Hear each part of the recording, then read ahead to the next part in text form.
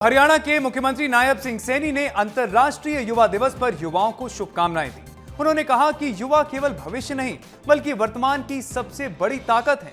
पंचकुला में आयोजित कार्यक्रम में मुख्यमंत्री ने HIV/AIDS जागरूकता अभियान का शुभारंभ किया। साथ ही युवाओं से नशे से दूर रहने, हुनर सीखने और रोजगार देने वाले बनने का आह्वान किया। देखिए हमारी ये खास रिपोर्ट। मुख्यमंत्री नायब सिंह सैनी ने पंचकुला के इंद्रधनुष ऑडिटोरियम में अंतर्राष्ट्रीय युवा दिवस कार्यक्रम में शिरकत की। उन्होंने HIV/AIDS जागरूकता अभियान का शुभारंभ किया, जो 12 अक्टूबर तक पूरे प्रदेश में चलेगा।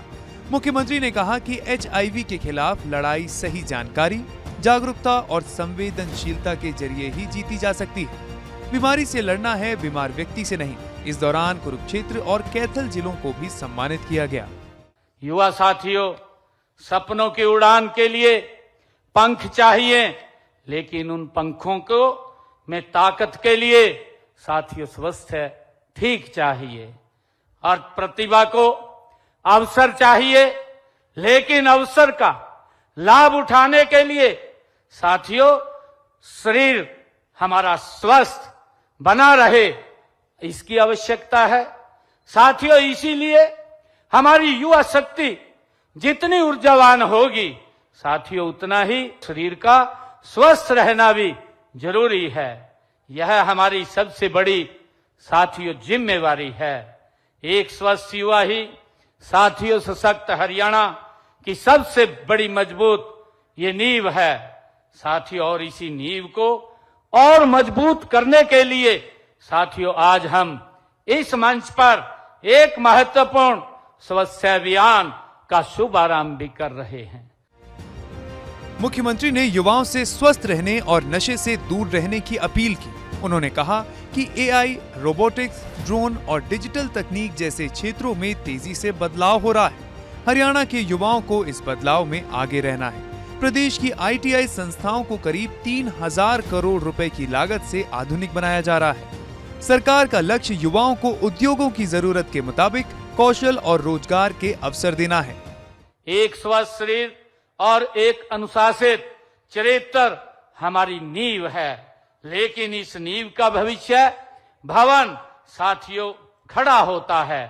साथियों, कौशल से, आर्टिफिशियल इंटेलिजेंस से, ऑटोमेशन से, रोबोटिक्स से, साथियों ड्रोन से, इलेक्ट्रॉनिक से, मोबिलिटी से और साथियों नवीनीकरण ऊर्जा से, डिजिटल तकनीक से साथियों काम की दुनिया आज तेजी से बदल रही है और हरियाणा को इस बदलाव में सबसे आगे रहना है।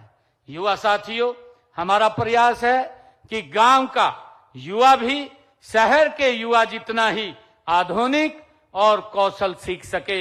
इसके लिए साथियों हरियाणा सरकार गति से काम कर रही है। मुख्यमंत्री ने कहा कि युवा नौकरी मांगने वाला नहीं बल्कि नौकरी देने वाला बने।